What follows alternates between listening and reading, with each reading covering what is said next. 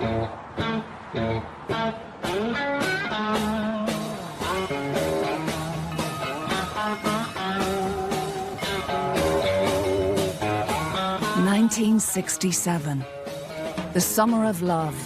People have come here to love one another. Sex, drugs, rock and roll. That was the idea, total assault on the culture. By any means necessary. Excuse me while I kiss the sky. But not all peace, love, and understanding. I'm not committed to nonviolence in any way. We all thought that we were going to get killed. We never imagined living past 30. The explosion that summer came from a mix of naive idealism. There was a rebellious group of kids in the 1890s. Mysticism, radical politics, and chemistry. I really did think that LSD was the answer to the world's problems. All bubbling to the surface on the west coast of the United States. This series explores the highs and lows of that cultural revolution, which would change the way we live to this day. Culture runs a lot deeper than politics. There are millions and millions of people living differently as a result of the counterculture. Tomorrow, or just the end of time. Tell me.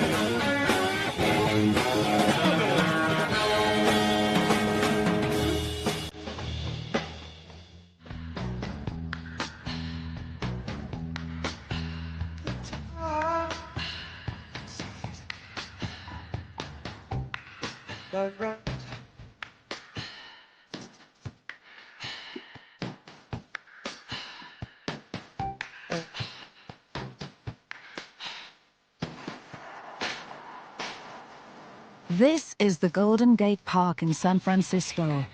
It's the place where the hippie was born on January the 14th, 1967.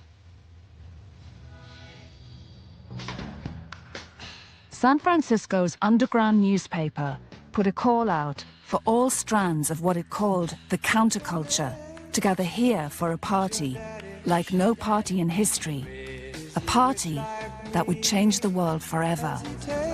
You could argue that the popular moment of the hippie begins with the human being in 1967. Come to the Golden Gate Park, it'll be a gathering of the tribes. That was the expression at the time. And the tribes they were talking about were the New Left tribe doing politics to change politics at Berkeley, and a kind of new communalist psychedelic tribe hunkered in San Francisco. And it was simply meant to be literally a gathering in which we could practice being together. I showed up for it, and the gathering of the tribes, it was one of those things, when you saw that many people in the park at the BN, something definitely was going on. Turn on, tune in, rock out. They called it the human being, and it brought together for the first time all the disparate tribes of what soon would be called the hippies. Eco-warriors mixed freely with acid trippers. Very large turnout. There was like 30 or 40,000 what were then became known as hippies. And the idea that individuals would take LSD in an open crowd setting and dance around was just, you know, unheard of. The radical left turned up as well. We're going to march tonight for two reasons. One, because the chances... That's the moment when Jerry Rubin, who had been a Berkeley radical, realized that there were more hippies than there were radicals. And Rubin decided, aha, that's where the action is, that's where the numbers are, and out of that, he and Abbie Hoffman, not long after, create the Hippies.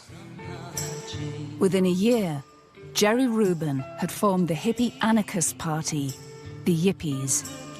Jerry spoke, but I don't think anybody listened because nobody was really... And nobody would have remembered anyway because they're too stoned. Nobody would have remembered.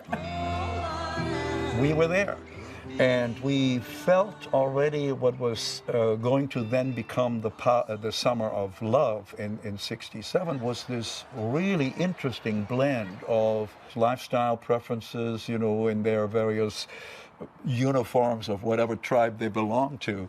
And that started to be that sort of, you know, that ripple effect that went out across the country when songs like If You're Going to San Francisco drew like a magnet, you know, drew.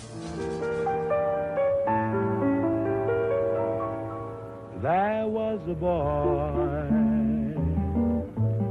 a very strange, enchanted boy. They say he wandered very far over land and sea. The Nature Boys even had a hit song, so popular that it earned its own early form of music video. The song was written about a wandering group of back-to-nature devotees who had rejected mainstream society. They lived on a diet of raw vegetables, fruits and nuts out in the Californian wilderness. Its writer was Eden Arbez, who became a celebrity through a number of eccentric TV appearances. The nation's #1 song hit, Nature Boy. His name is Eden Arbez, and he's bringing his bicycle onto our Gulf Oil stage right now. Arbez, how did you happen to write Nature Boy? Dwight, Nature Boy is really the story of my life. I was born with a love for nature and a desire to find God. Finally, I came to look upon nature as a great symphony, and upon love as the theme of that symphony. They were kind of the original Nature Boys. They were these organic, bearded, free-spirited guys, and they tended to follow the weather and the seasons and the crops. So when it was hot in LA in the summer, they would go to Northern California where it was cooler. And then when it got too cold in Northern California, they would come down to Palm Springs and hang out in the caves near Tahquitz Canyon. And they sort of ate off the land, and they lived off the land, and they were truly these like free-spirited Nature Boys.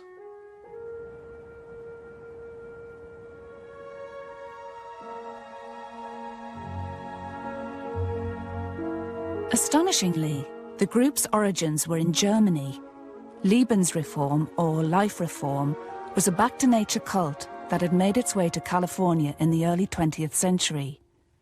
Like the hippies 70 years later, it was a revolt against industrialization. There was a rebellious group of kids that were coming of age in the 1880s and the 1890s in Germany, and they decided to head for the wilderness, to head for nature. There's as many as 50,000 of these kids wandering around Germany, and you know, if you're wandering and you don't like the climate, just keep wandering, you know, wander to America. You'd seen the pictures of Yosemite and the Grand Canyon and the beaches in California. They came here. There was an entire flock of young people there during World War I, formed a little encampment up there in Palm Canyon. It alerted some of the authorities in town. They weren't sure why all these Germans were converging up there. So they thought that maybe they were spies or something for the German military. There was a lot of people that were just really disenchanted.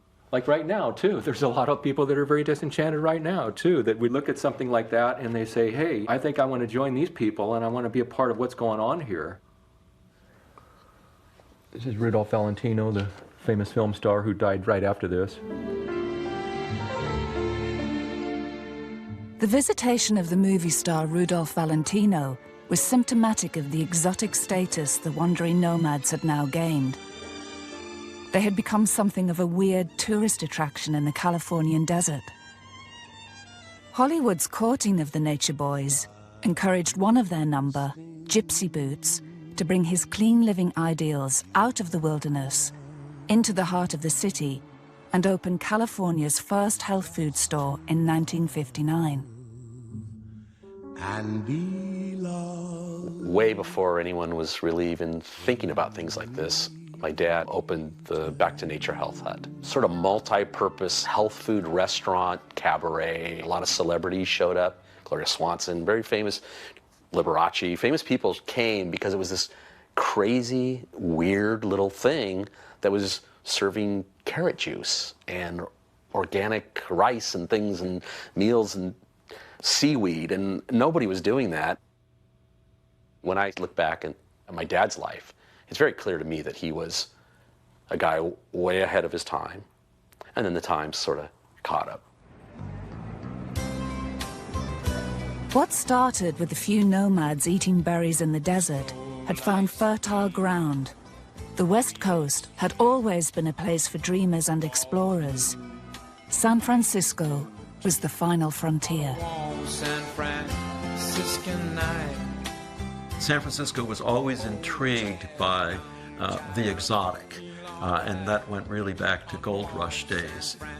There's a very good passage in Kenneth Rexroth's memoir about arriving in San Francisco in the 1920s and being immediately struck by the easygoing nature of the city and how it was so much different than any other place he had been in the United States. Old angel, young angel, feel all right. San Francisco was different because it was just the center of weirdness. It was where you could go and live however you wanted to and wear whatever clothes you wanted and let your hair grow, and you weren't thinking about the workforce. It just wasn't part of the consideration of everyday life, you know. San Francisco was the breeding ground for a worldview based on personal growth and fulfillment rather than personal gain. The second tribe that made up the hippies looked inward to the liberation of the self. They were the truth seekers. If the naturists look back to Germany, the truth seekers were inspired by one of the maddest, baddest Englishmen of the 20th century. Aleister Crowley was an early prophet of Eastern mysticism. Crowley was one of the pioneers of introducing yoga to the West, and at the time it was seen as rather devilish, very alien, and he used it in his own magical Western rituals in the bedroom and elsewhere. I mean, he was homosexual, he was bisexual, he was promiscuous. Crowley's sexual ideas and sexual politics underlays the whole idea and the politics of free love. Mr. Crowley, what went on in your head? By the 1920s, Aleister Crowley had earned the title the world's most evil man. He dedicated his life to Satan and the devil, and he did it to the hilt. He just basically transgressed against every notion of conventional behavior or morality or ethics. He put on magical rituals, lights, incense, drumming, violins, poetry. There was a punch bowl passed around. It was called the loving cup. There was a mixture of fruit juices, drops of opium, and mescaline. This is a line that runs directly through all the beings and happenings of the 1967 in Hate. And the essence of it became this catchphrase, do without wilt, shall be the whole of the law. And it's more or less a kind of command to break all the rules, to go beyond all the boundaries.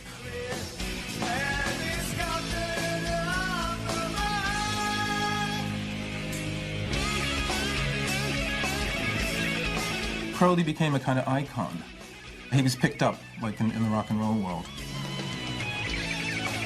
In 1967, he appears on the cover of Sgt. Pepper, and it's John Lennon, we think, who put him there. In an interview many years later, he said, well, the whole point of the Beatles was to do what you want, to take your own responsibility. That's why we put him on the cover.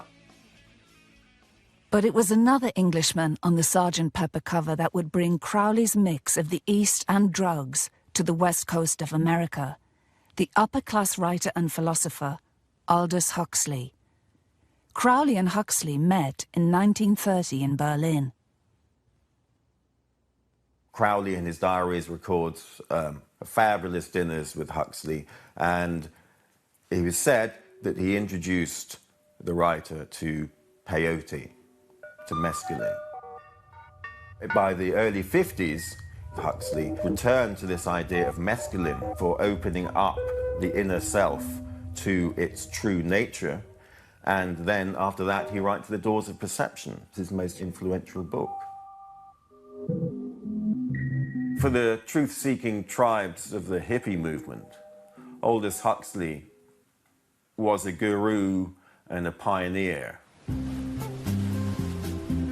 By the early 60s, Huxley was bringing these ideas to a retreat 200 miles south of San Francisco, which was to become the center for Eastern thought, meditation, and self-exploration. As people search for a safety valve in a world that's become a pressure cooker, here in the United States they've found one way.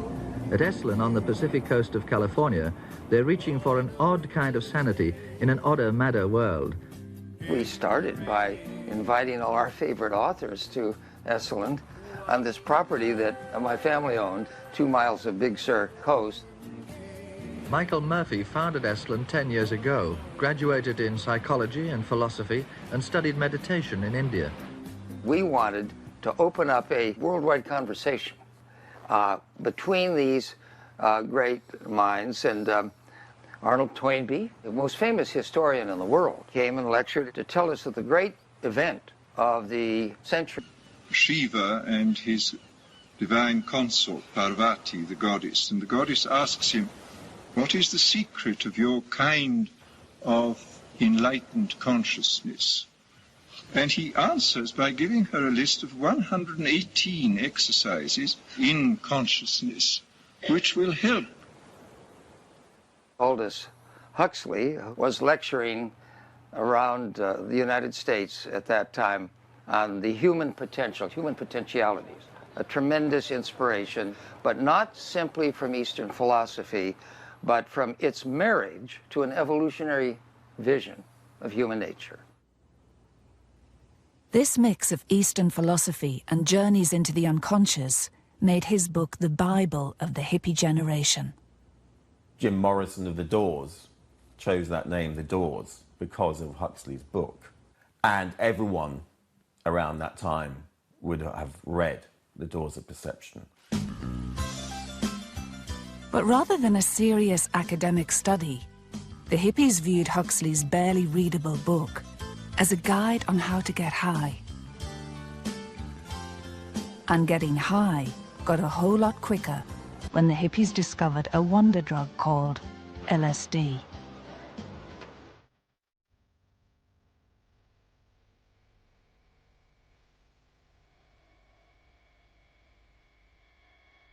The alchemy from straight to hippie might start the first time you swallow up sugar cube impregnated with the drug.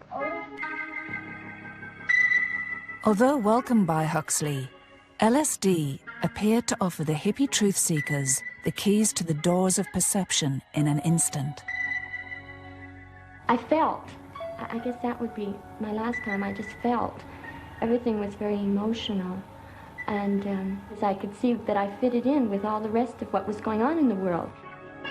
The thing that happened is I'd studied mysticism, both Christian mysticism and other people's mysticism, and Aldous Huxley and so on when I was at Stanford in the 50s.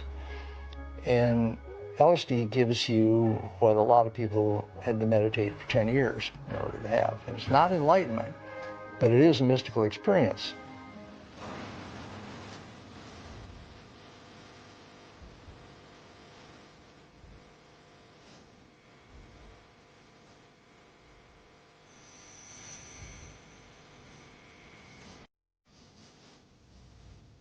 LSD was first manufactured by Albert Hofmann in Switzerland in 1938. It was the military who first experimented with the new drug. The CIA was on the search for a Cold War weapon that could destroy the minds of the enemy. Receiving a small dose of LSD, they're confused. That period of LSD was a dark period because they wanted an incapacitating agent that didn't kill you. And so there was this belief that Russia had these agents and therefore the United States had to develop them. And they would give it to unknowing subjects and then just observe them. Military hospitals were used as test sites. One employee's wife became a subject. Well, I think it's time for you to have your lysergic acid. Drink this down, and we'll be back after a while and see how you're doing. Well, I just couldn't. I couldn't possibly tell you. It's here. Can't you feel it? This whole room. Everything is in color, and I can feel the air. I can see it. I can see all the molecules. I'm part of it. I don't know how I can tell you. Can't you see it?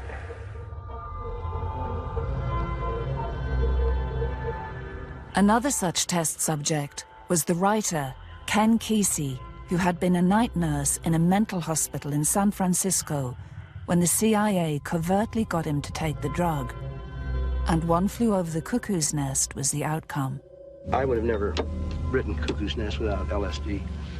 I think a lot of that stuff that was written by all of these guys would never have happened if they'd have just stayed on the get up early in the morning and drink a lot of coffee and do what you can. LSD, which began in scientific experiments in the 1950s, but by the late 50s was beginning to spread beyond that.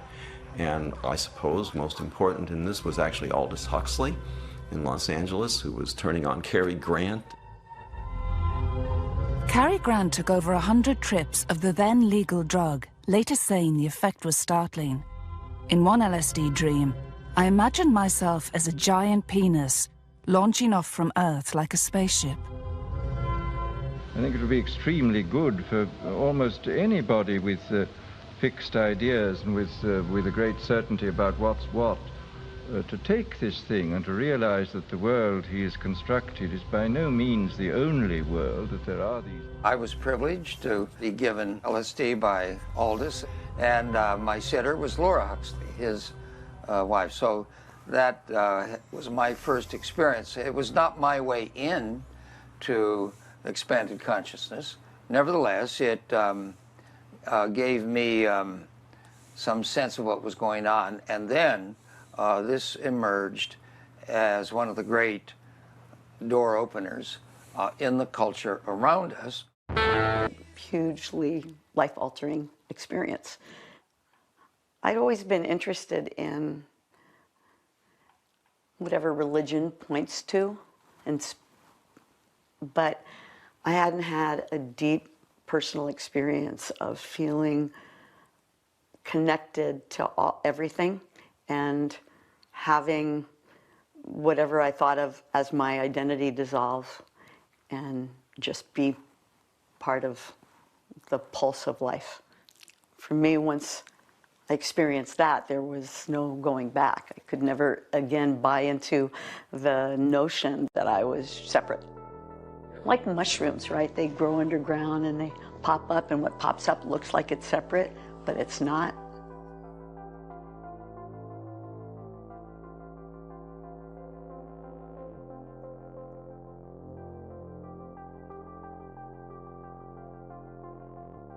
There is a house in New Orleans. San Francisco was drawing people from all around the world, including Newcastle. There wasn't any really political or cultural reason why I came to California and settled here. It was because of health. I was a chronic asthmatic and got magnetized. I did a lot of dope. I think must have held the world record for LSD. The things that I saw under its influence, I'll never forget. I was sitting there with my drummer next to me, and he was real skinny, and he had a bit of a beard, and he was dressed in white. And all of a sudden, he became Jesus Christ. I mean, for real, it was like Jesus. And I went so far inside myself that I guess what happened is I started to cry. And the teardrops that were falling were like slow motion, and they were like bouncing off my chest and then splashing all over the carpet. And the carpet, tiny little bits would start to move, and I would realize that it was people, and that I was hovering over the earth with thousands of people looking up going, feed us, feed us, give us food. I really did think that LSD was the answer to the world's problems. I was convinced that we could change the way we thought, felt about things. Not everyone in the 1960s thought LSD alone was enough for a revolution. Something happened here. The formation of the hippie movement's third tribe, the Politicos, began on the university campus.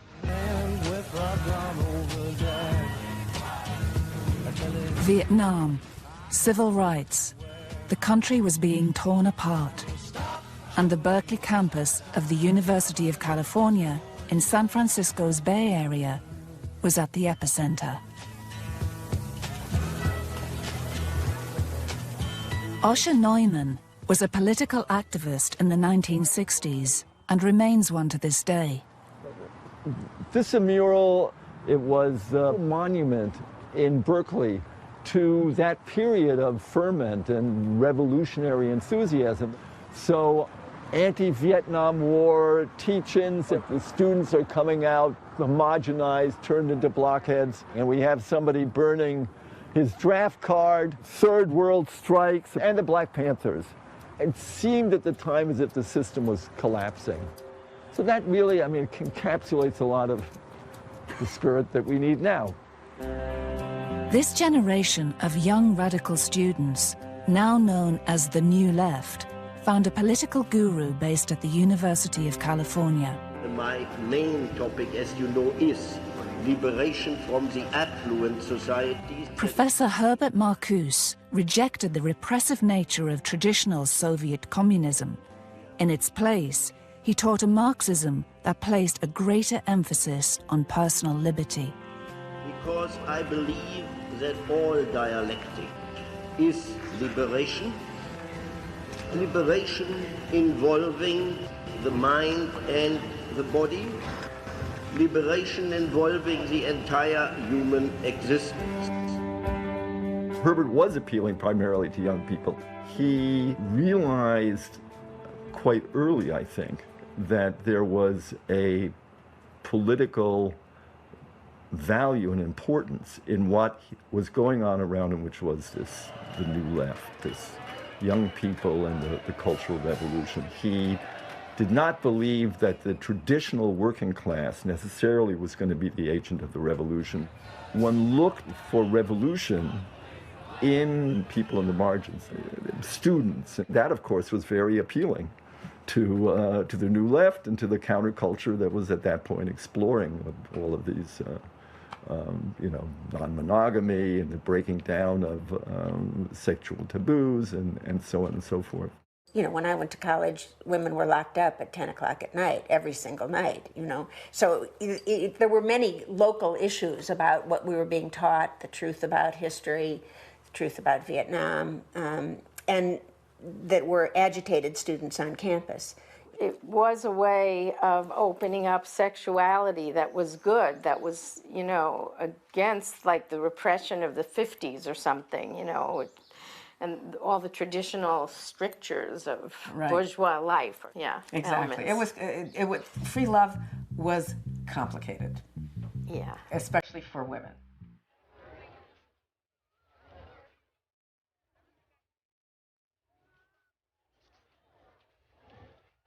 By the mid-60s, women's issues began to emerge as the New Left thinking was taking over student politics at Berkeley.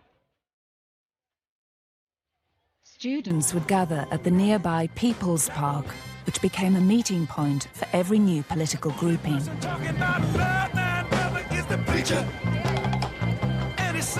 The thing that thrilled me most was there were tables, like card tables, with every organization ever that was disseminating political information. So you could, pick up a flyer from the anarchists and hear the socialists talk, and SDS and Du Bois Club and all of the organizations, and I was just thrilled. And not too long after I started there, the police came on the campus and took all the tables away and arrested some people. The campus became the stage for a series of student sit-ins and demonstrations. We felt, you know, that the way that white America saw us, we were their daughters and sons, and we were saying no. While the New Left in Berkeley operated in acid-fueled chaos, just across the bridge in Oakland, hip young radicals who had come through the ranks of the Black Freedom Movement formed the Black Panther Party. Like their white counterparts, they were into consciousness expansion, but not through LSD. Just move on up toward your destination. So all this is like public housing projects. This is all black people here, just about. Today, Elaine Brown runs an urban farm just round the corner from the old Black Panther office in Oakland. Her journey from a childhood of poverty in a Philadelphia ghetto to leadership of the Black Panther Party in California entailed a mind-altering shift in consciousness. Well, you know, I've always been black, but I didn't always think of myself as black. I grew up in a ghetto in North Philadelphia, and I went to public schools that were outside of my immediate neighborhood and that were predominantly white, predominantly Jewish. And so I had this other view of life. I wanted to be white, like so many black people do, but they were not prepared to make that confession. And then I was asked to teach piano to some children in a housing project in Los Angeles, specifically Watts, which had just exploded around me, which I didn't notice. And when I got into the Jordan Downs public housing project, chills came over me. This was a throwback to my life as a really black person, that one I had been denying. And when I walked into that room and saw those little black girls who were like 6, 7, 8 years old, 9 years old, looking at me as though I had some kind of answer for their poverty and their degradation, I couldn't hardly breathe, because I knew that I was not going to be able to help them, because I knew what they needed, because I was them and I didn't want to be them, and I knew I couldn't help them. But I was totally transformed, and I left the world of whiteness that I had been living in, and I just walked into the Panther office and surrendered my life to the revolution as I saw it. And I took that very seriously, and I take it seriously today. We say that we will do anything at all to gain our freedom, to gain our liberation for our people, for black people, and for all the oppressed masses of people, and we will do anything. If you love the sun, it's where you come from, then you had better dare to seize the time. The time is now, oh, seize the time, and you know how. The Black Panther Party was the embodiment of the white establishment's nightmare. An armed, black, Marxist-Leninist group out to overthrow the established order, winning the hearts and minds of their young white radical counterparts.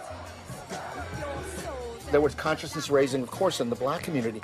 Everything of importance in the 60s ultimately has to do with race. So in the black community, you get the idea that you need to develop a liberated identity, and artists in the black arts movement do precisely that. They invent a new identity. Once that happens, you can see how youth culture does the same thing. Black people drop their slave names. Hippies drop their names and take names like Wildflower.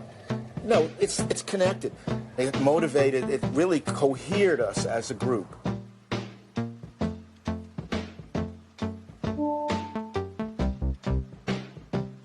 In the Bay Area of San Francisco, the pieces were now in place for a hippie revolution. The Black Panthers in Oakland, the radical students in Berkeley, and Haight-Ashbury, the old bohemian down-at-heel district of San Francisco, was being rejuvenated by this new generation.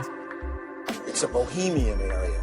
Bohemianism is allied with the left, but it's not the left.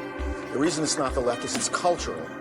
as much as it's political. And it's individualistic rather than collectivist. And without the Bohemian culture, the left can be very authoritarian. But without the left, Bohemian culture can be chaotic and sort of empty-headed. And we'd meet older Bohemians, and they'd tell you about books, they'd tell you about conspiracy theories, they'd tell you about all this wonderful stuff that they were not telling you about in school.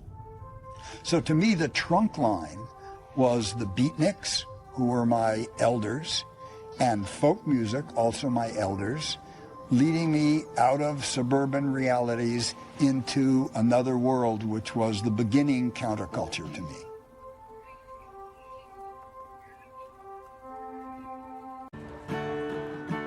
Got a baby depends on me. I think he has me pinned, 'cause he sows he can scatter my world like a leaf in the wind.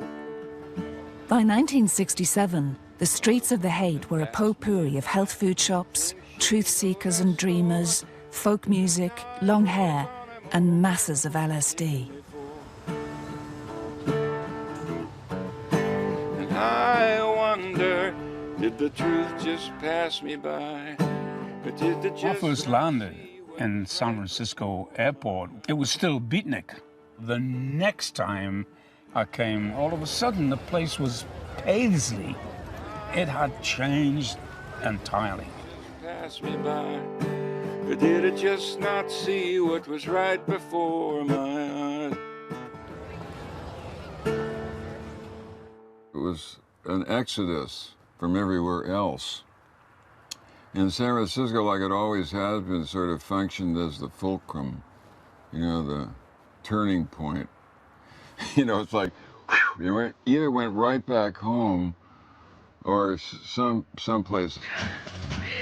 And now in Haight-Ashbury, in 1967, the ideals of the three tribes, the Nature Boys, the Truth Seekers, and the Politicos, coalesced and instantaneously ignited into one hippie revolution. The time had now come to put the new hippie world order into practice. We are calling upon the forces of love, not of hate. We affirm life, peace, The young people in this country is against war, being oppressed by police harassment and brutality. We just want the freedom to be ourselves, and that's for love, for experience, positive way of life.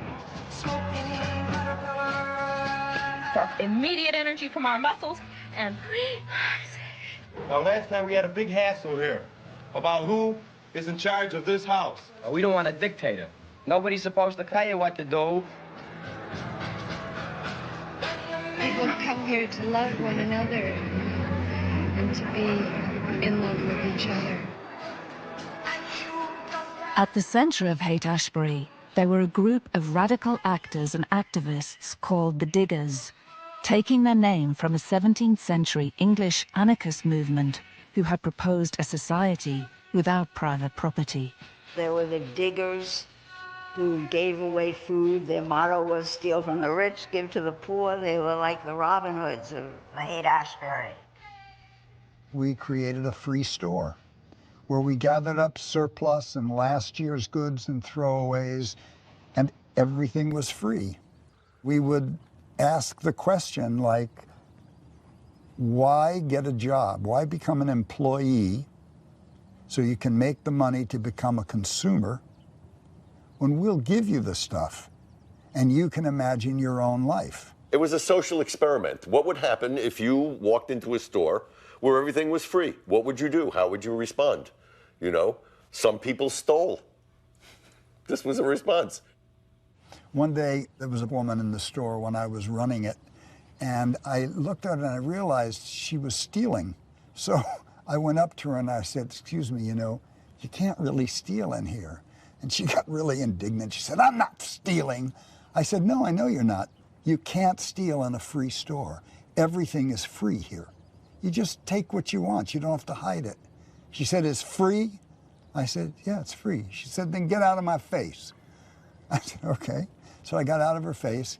2 days later, she came back with a huge tray of day-old donuts, which she put on the counter. So this woman got a gift economy in an instant. It was advertised as a great youth rebellion, but I think anybody who had any urge for freedom and social change was attracted to it. When I moved to San Francisco, I'm living right by the Haight-Ashbury, which was the capital of the Summer of Love. I'm running the Agitprop Truck Theater. We rented pickup trucks, pull up to a parking spot, produce our show that had stock characters that everyone knew. It was kind of like Punch and Judy. Mr. Liberal came by to plant a flower and said, "The authorities should regulate the noise." We layer onto those different characters caricatures of people in the society today. "We want the park!"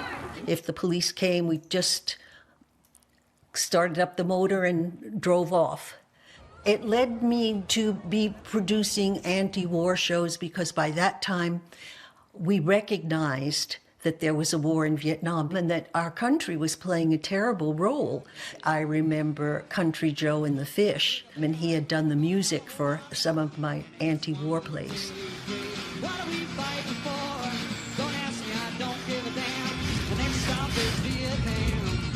That made a lot of veterans happy and military families happy and empowered a lot of people. I could only write it because I was a military veteran. There's no blaming soldiers for war in the song. You know, it's kind of a work song, actually. Whoopee, we're all gonna die, meant from a soldier's point of view. It's GI dark humor. And it talks about imperialism, and it talks about politicians and the working class being exploited. But it also, interestingly, blames parents for sending their children off. That was a controversial lyric. Be the first one on your block to have your boy come home in a box. You can be the first ones in your block to have your boy come home in a box.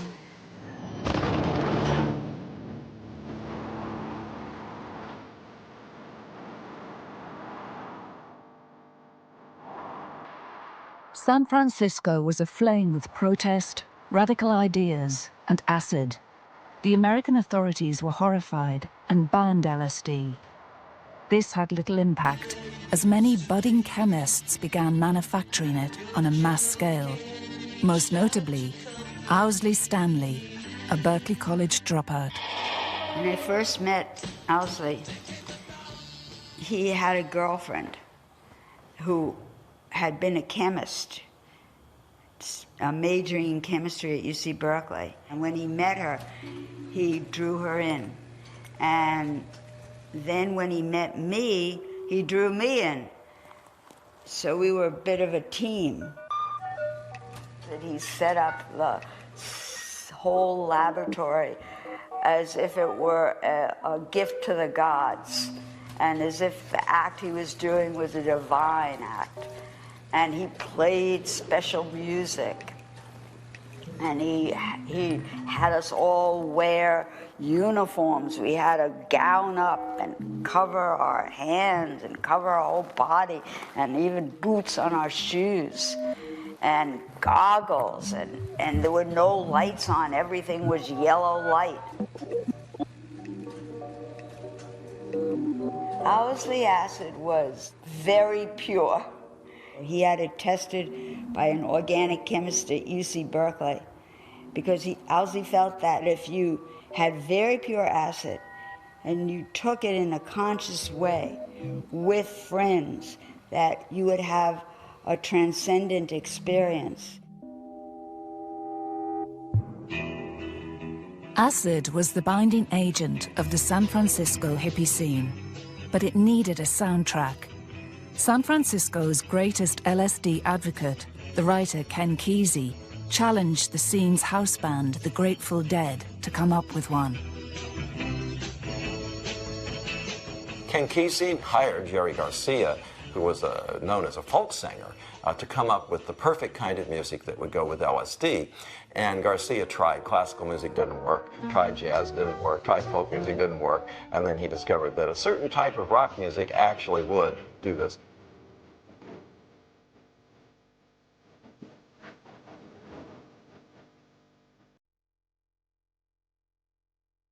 We all brought something very, very different to the table. I was mainly into avant-garde electronic music. I had already met Phil Lesh and Jerry Garcia. Rock and roll music was new to them as well. To Phil especially, he was as much into the avant-garde as I was. And Jerry Garcia was mainly into Appalachian folk songs. And yet, because of the expansive nature of the scene, we reached out towards one another and made it work. And what worked like gangbusters.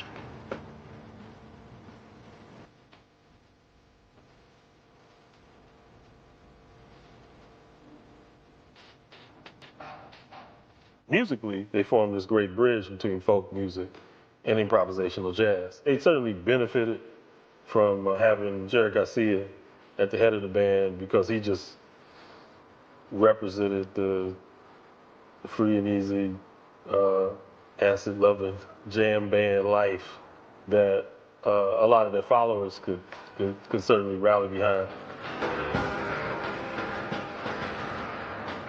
Now remember, there's another aspect here as well, the audience. No matter how much you rehearse, when you're there on stage, you're there live and the action is coming at you, and that's where some of the greatest adventures occur. Feedback, for instance.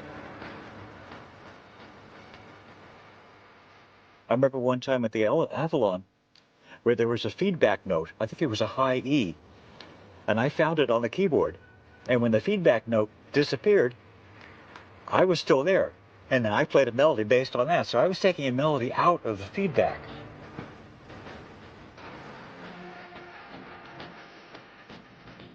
They are the definition of a hippie band. You know, even as a way of life that has endured into the 21st century. The Grateful Dead gave the hippies a sound to rally round, and on the 16th of June 1967, they took part in a groundbreaking event that would see the music transform the entire hippie scene.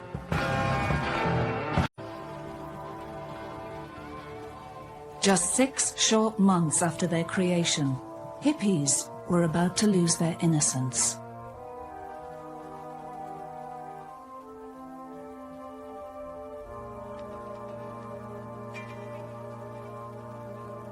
"100 miles south of the city, in the coastal town of Monterey, it was decided to showcase the San Francisco acts by staging 3 days of music in the local sports ground.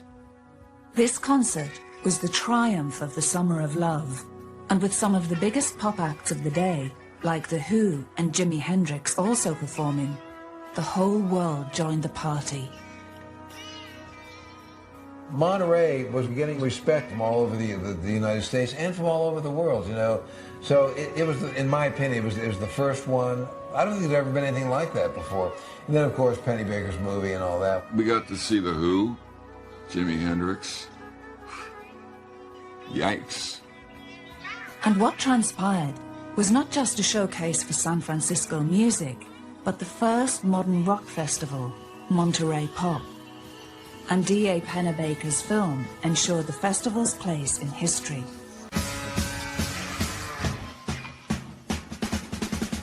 There were different contingencies there. It was interesting because the English bands came. We'd never seen them before. And the Bay Area bands. So it was kind of like a, well, the first rock festival, really, wasn't it? You know. That was the peak of it all, and that was the one thing that ran well.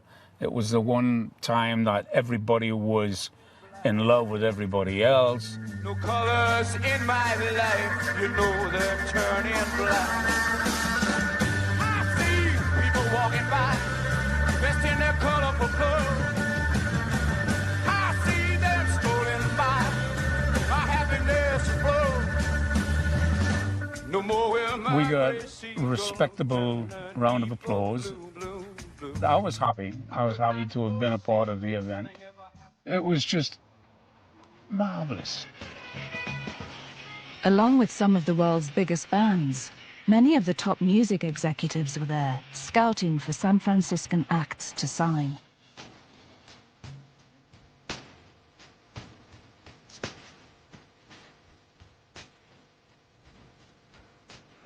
After Monterey, Janis Joplin's life would never be the same again.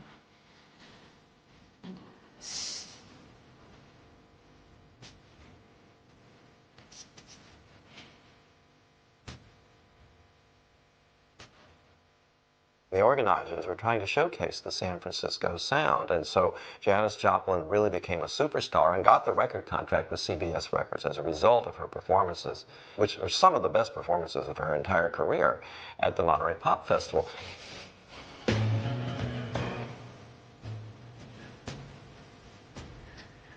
Before that, nobody paid much attention to her. You know, it was like she was with this band that wasn't always in tune. One day everybody was kicking her ass, and the next day they were kissing it.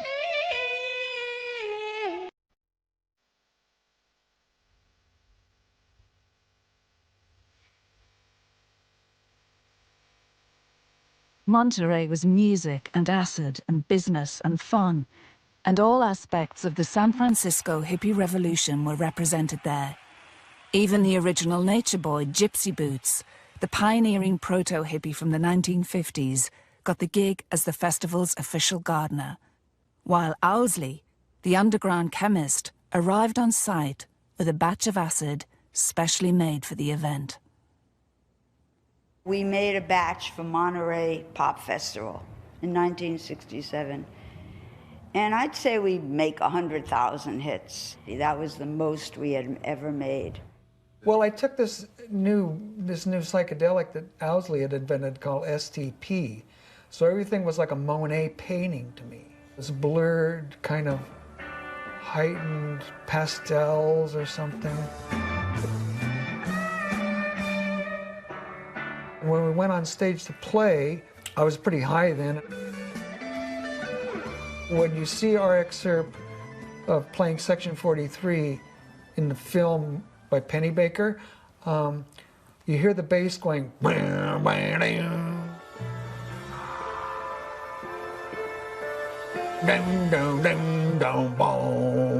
which we'd never heard before. That was the only time that kind of a sound had ever come out of that bass during that composition.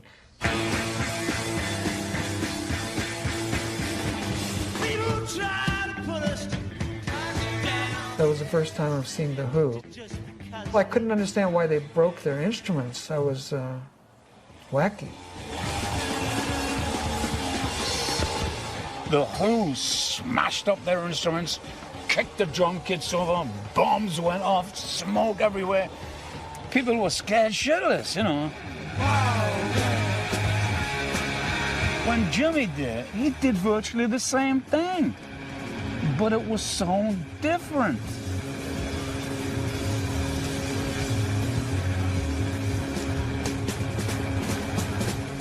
It was like, you know, he gasoline on the guitar, lit it,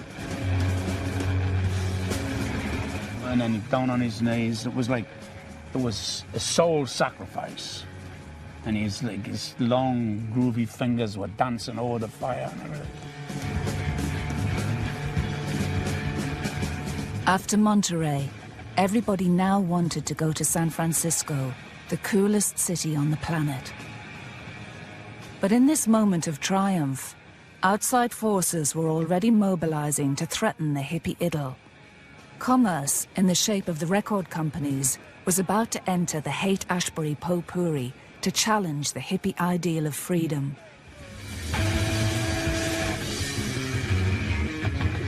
The violence of Hendrix's performance, captured in the Monterey pop film, was emblematic of the turmoil happening outside the concert gates that same month. America's inner cities were burning, revolution was in the air, and the anti-Vietnam War protests reached critical mass. I will say directly, no, I will not go. America's youth was declaring war.